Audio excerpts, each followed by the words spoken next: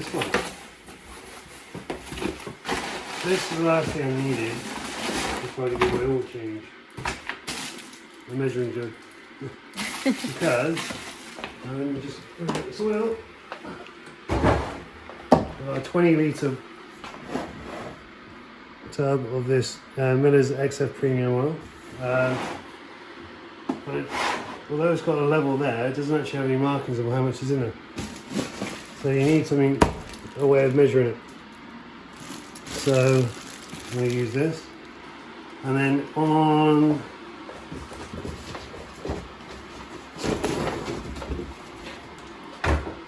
oil remover, this is a weird thing.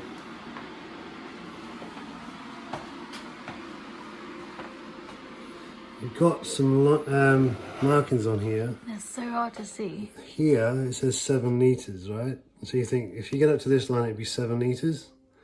So that'd be enough to get your 7.25 litres out of the XF V8 engine. But if you come down here, this line here is 1 litre. So that's not 7. That's 6 at the top, or 6.5, which is actually what it says in the instructions. It says 6.5, and it wasn't advertised that way. So we'll see how much comes out of the engine, but I think you're probably going to need the 9 litre version to get all the oil out in one go. But it's okay. They've actually given me a partial refund to keep it because it cost too much to send back, apparently. But what I'll do, I'll just have to stop it halfway through and empty it out and then continue. No two great shakes. It's just going to be a little bit of extra pain each time I do it, but it ended up only costing me £9. So fair enough. It was supposed to be £23, but they gave me £14 to keep it.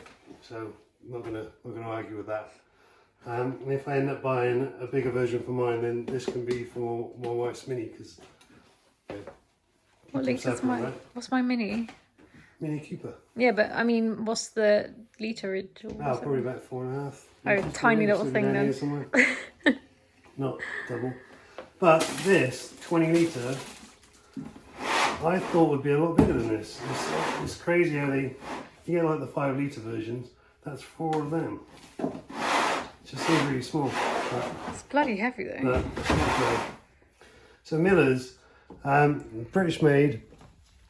I've been searching a long time to get a decent oil, because Castrol Edge in 520 is very, very, very difficult to get a hold of, or it seems to be.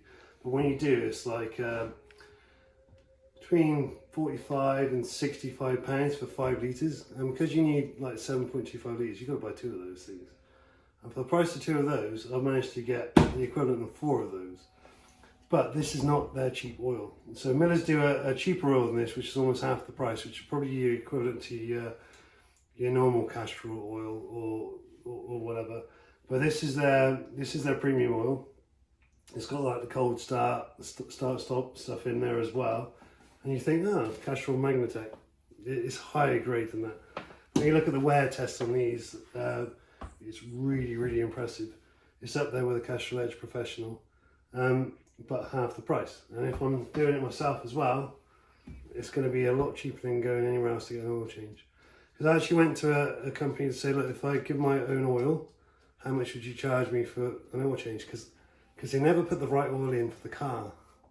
So I like to take my own oil there to say, can you change it? And they're still charging like £60 to change the oil and the filter. But the filter costs, I think I paid £18 for the filter. So that saves me 40 quid to do it myself. But if it's an easy job, like I think it's going to be, 40 quid saving, why not, you know? So makes sense. Yeah, a little half-hour job. It'll probably take you half an hour to get to a garage and back, or sit in the waiting room. So you can get some of your own time back, which you can't save up for. You can never get your own time. You never get time back. You can earn more money, right? But normally I spend money for convenience, but doing it myself on the drive, I'll have everything here. I'll actually save time and save money. So that's going to be a good thing, right? And get the oil that I want. So going back to Miller's as a brand, why Miller's? So when I used to have a Rally Ford engine, high performance engine. The race engine builder that I used, he actually turned me on to Miller's way back then, saying that when he stripped down the engines with the Miller's oil, there was hardly any wear compared to a lot of the other stuff like Mobil 1 and some of the high-end motor oils. He was like, so Miller's seems to be a really good bet. And that was way back then. They've improved even more so now. And you see that they do a lot with racing oils. So they know their stuff, just like any other oil manufacturer. But they don't put adverts everywhere on TV and stuff like that. So you're not paying for that advertising. Because paying for an advert or seeing an advert, does that make your car perform or wear any better than anything else that hasn't got an advert? No. It just makes you go and buy it. So you're paying for that advertisement, and everyone else to watch that doesn't buy it. You're paying for that when you don't necessarily need to. So this company here, although they sponsor race cars and stuff, definitely worth a shot. So I'm going to give this a go and see how it goes. So but on here, it's real spec to what the manufacturer spec is. So you could take this to Jag if you wanted to and say, can you put this in my car rather than whatever stuff you're using, and it wouldn't invalidate your warranty because it is actually the proper spec oil that would be in your manual. So you've got, depending if you're an older XF like mine, you'll have this 95B or 95A, I can't remember which one it is, oil spec in your car. But if you're in the facelift model or above, they change the spec. It's this one here, which is 98B, which is backwards compatible. But you see there, it says like Jaguar Land Rover. And it's the Ford oil for there. So it's the correct spec stuff. So yeah, but just half the price of what you're having to pay everywhere else. Mm-hmm. For really good stuff. So the lower spec is the same base spec, but this is a higher performing version of it. So it's definitely worth a go. So because the markings on here are nowhere near accurate, what I've done, this jug I bought, I've just marked it up so it's easier to see.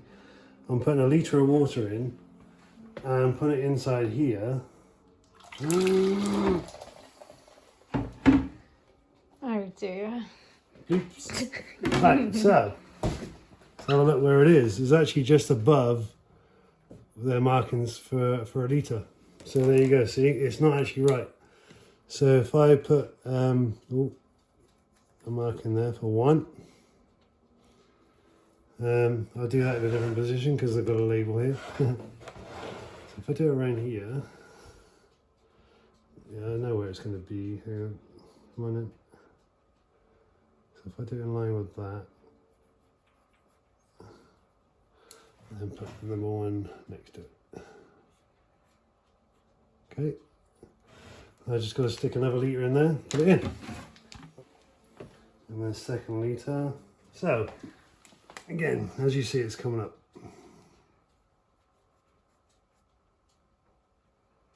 So that's 2. So what I can do is now measure that distance and keep going up. Right, so I'm going to measure in between the 2 lines. I've got 8 centimetres. So basically I'm going to have to, as you guessed, it's just going to be 8 centimetres up, right? So if I go down,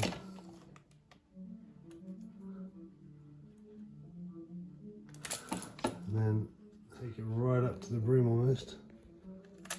So how many have we got there? We've got 1, 2, 3, 4, 5, 6 litres. So it's not even 6 So it's and a not even half. 6.5 of what they say.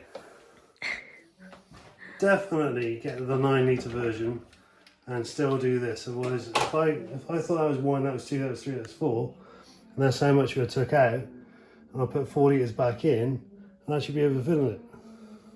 I can't believe I measured completely wrong. Yeah. Don't trust anything. Mm-hmm. Measure it yourself. Don't trust anything.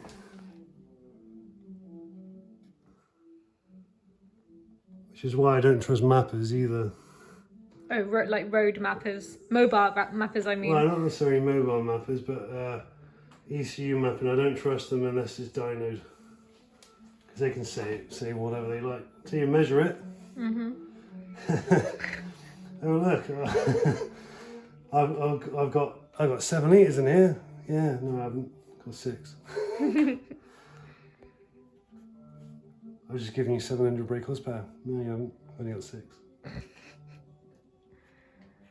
I'm sure you got the analogy. Yeah. But yeah. So what you're going to need for this job, you're going to need a pump to extract it. You're going to need an oil filter removal tool, which I think is about 7-8 quid on eBay. The Jaguar fitment. So it's 90mm times 15 flutes. Hopefully that's correct. I need a 3/8 ratchet to go onto that. Take it off. That's new filter. Obviously that removes it. And then you're going to need your oil, your measuring jug to do exactly, put back in as much as you want. And I've bought this as well from Draper. It was like 5 quid. So I'm going to try and put that on so I don't put oil everywhere basically. You saw how good this was, right? It went everywhere. So between that, it should be good. But first, I'm going to see how much oil I've got in the car, or how much I think it is, to see how much this extracts, and then see how much I think's left in the sump. So that'd be an interesting one. So let's go have a look. So hopefully you know how to check your oil in the car. The car needs to be stood still for at least 10 minutes, I think. So press start without your foot on the brake to turn it on, and then you use the trip gauge over here to change it on there. Hang on a sec, there you go. So that's halfway down, so I think the level of minimum and maximum should be around about a litre. So I'm assuming that's a half a litre down. It's 7.25 litres, so I should have 6.75 litres in there. Let's see how much we get out. Yeah, good girl. There you go. You're going to come and help me do it, are you? Right. Got a little help. Tiny little help. So anyway, let's get this sucker open. So, I've just driven it home, so you're supposed to have it warm so that the oil is nice and light and easy to extract. If it's cold, it's going to take longer. But if you come in here, it's quite warm, so I have to be careful. So underneath your oil cap there, so I always wondered what this was when I first got it. That little pipe there, you're like, what the hell's that? Well, that's your extraction pipe. So when you go to the main dealer, they don't lift the car up. They don't take about 30 bolts out to take the bottom end of the tray off to get to the sump plug. They extract it from there. So nobody say that this isn't good enough. Because if it's good enough for the main dealer and that's what they designed it for, that's the way you're supposed to do it. Don't start undoing your bolts because you'll probably shear them off or something and you won't have an under tray that's secure. So leave the under tray exactly where it is, undo the cap, and that's how we go, right? So the next thing we've got to do, because this has come with a few attachments, is try and make sure this actually reaches. So let me see how this goes on. I think these go onto here. It's the first time I've done it, so sorry. Yeah, it's a bit loose, so maybe that must be the end. Just gotta figure out how to do this, so bear with me a sec. I'm going too big. Too big. Maybe it must be this one. Okay. So that goes on there quite nicely. So that's the one we need, which is the biggest one in there, which is good. So we've got to just make sure I get this in here somehow. Well, that fits all the way in, so all the way home, snug. So I'm going to put all these back in here.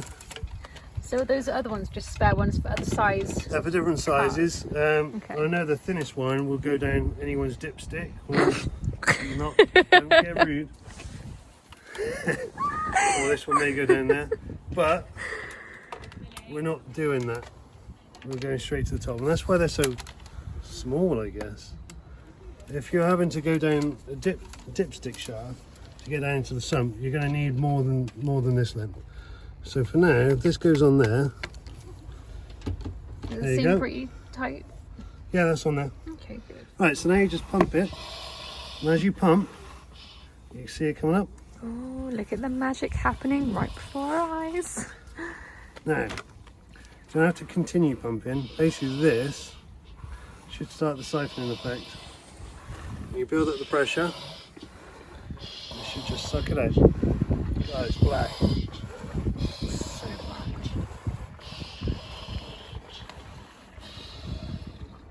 Can you hear the magic happening? So what I've done is just give it a few pumps. I'm just gonna suck the air out here. So that's the negative pressure, so it's going to suck the oil into it.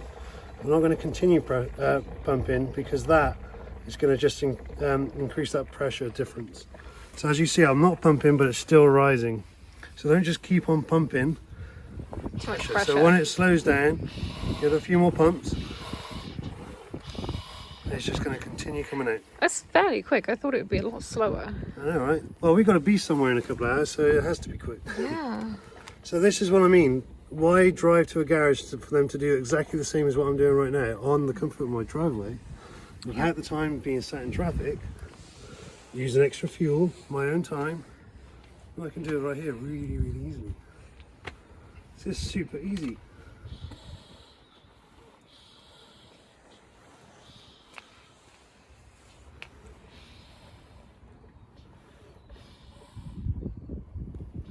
Definitely needed an oil change, didn't it? Yeah, that's so dark.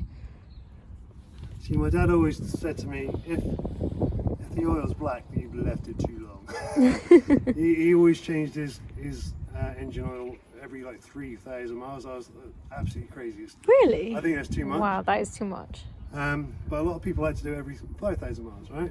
So if you're going to a garage all the time, then guess how much that's going to cost you. So if you want to look after your engine and do this regularly, then get your home kit. So this is still coming. I don't want it to overflow. So what I'm going to do now is press this pressure release valve to equalize the pressure and then stop the flow of that oil coming out. So now it's stopped. Okay, I've got to see how much that is. There's my markings. So I'm going to go a little tiny bit more just so I get to the 5.5 litre mark, so I know how much, because I'm going to have to empty this. So if you get your 9 litre version, you won't have to do what I'm doing right now. So I don't know if this is going to continue running out, so I've got some tissue just in case. So just go and plug that. No, but just in case. I'd rather not have oil everywhere. I'm just going to pop that there somewhere, just to hold it. Now to empty this, I'm going to pull that out. So I'll put that there too. And then hopefully this doesn't go on the driveway.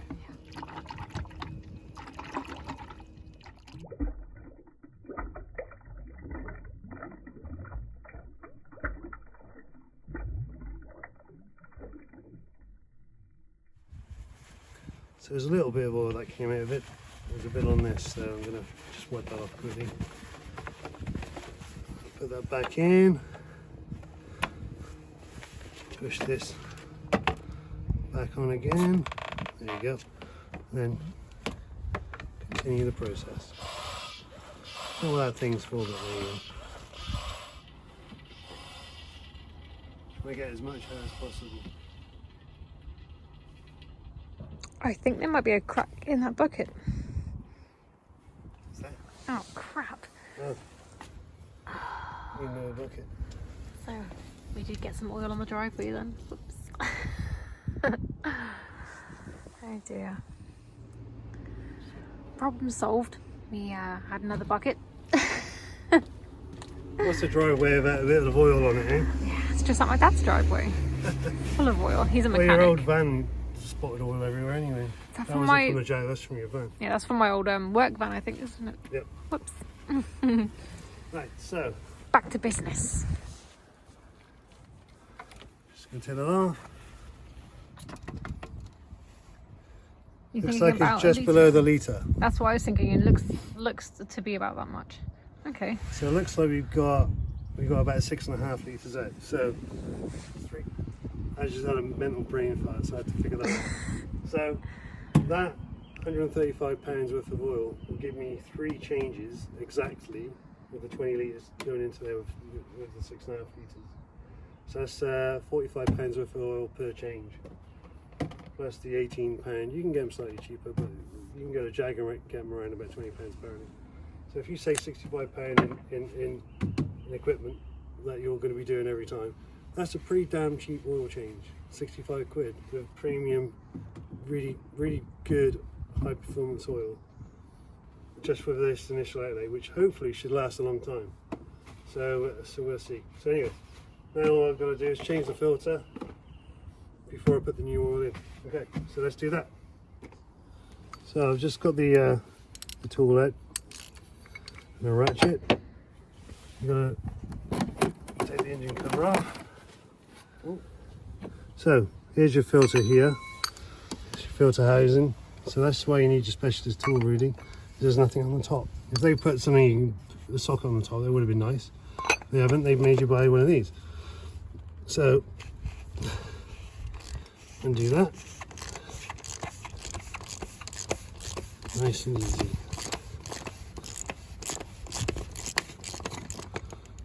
And then it comes out.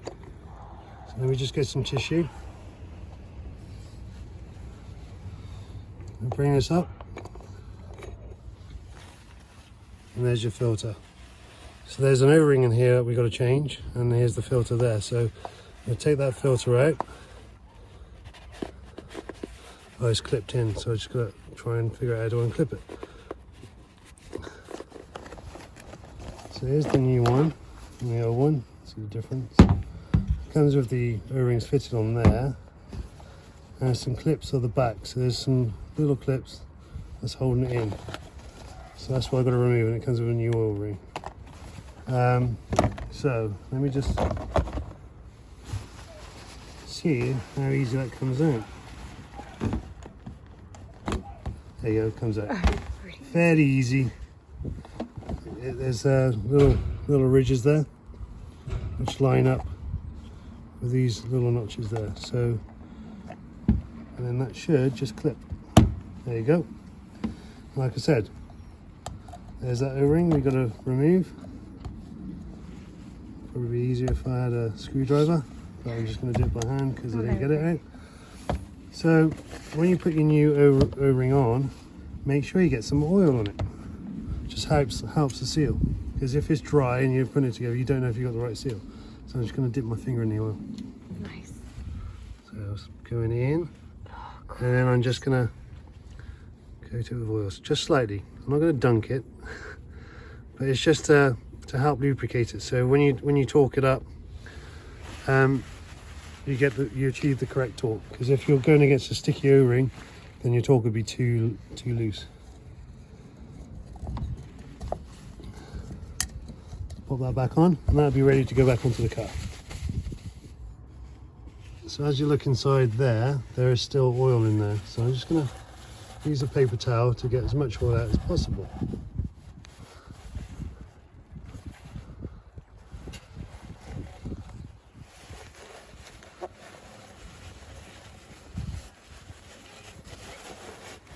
Good job there's a bonnet on here, it's starting to rain. Okay, that's pretty good. Okay, I'm just going to pre-oil this up as well. These little O-rings, same thing. Then put it in. It's a good thing about those clips, it holds you in position when you offer it up. So get it in and then just start doing it up by hand. You do it up by hand to begin with, so you know you haven't cross-threaded anything. Okay, so just go into it. That's good. Okay, and when you get it on there and you know it's on there straight, get the tool on there and start doing it up.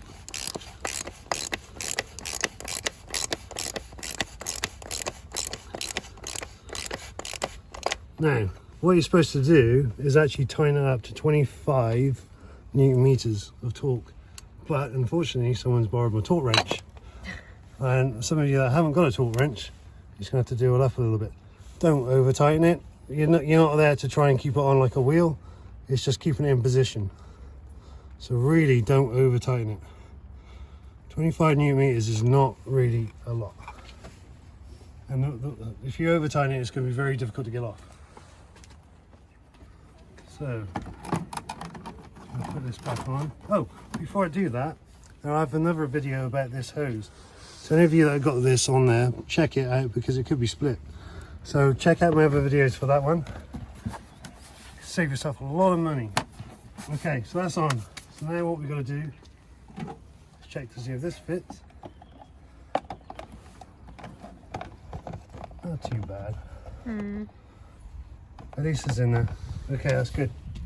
So I've got to measure out my, what do I have?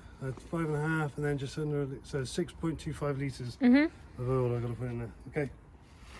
So I just realised I got my math wrong earlier on. Although I've got to put 6.25 litres back in, I was half a litre down on the oil check that I put in before. So I've got to put in 6.75 litres of oil. So that means there's only half a litre of oil left in the sump, which is actually pretty decent, right? It's not too bad. But that also means I don't quite have enough for 3 full changes on this, so I'll have to get a little bottle. That's fine. I'll keep buying it like this anyway and just use it. So I've got to put in, what was it, 6.75. Okay. So I've got 3.25 litres in here. I'm going to put in it in 2 lots. Now if you have a look inside, it's a fairly dark oil anyway, so don't worry about the fact that it's not clear as clear. Now I just got to put it in here. There you go. Makes it a lot easier.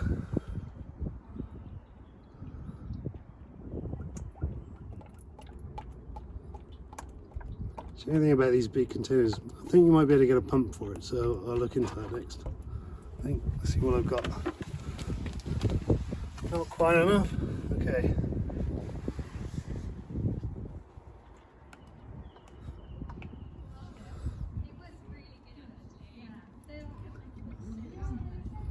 So I'll put this in, let it settle, then check it on the electronic dipstick again.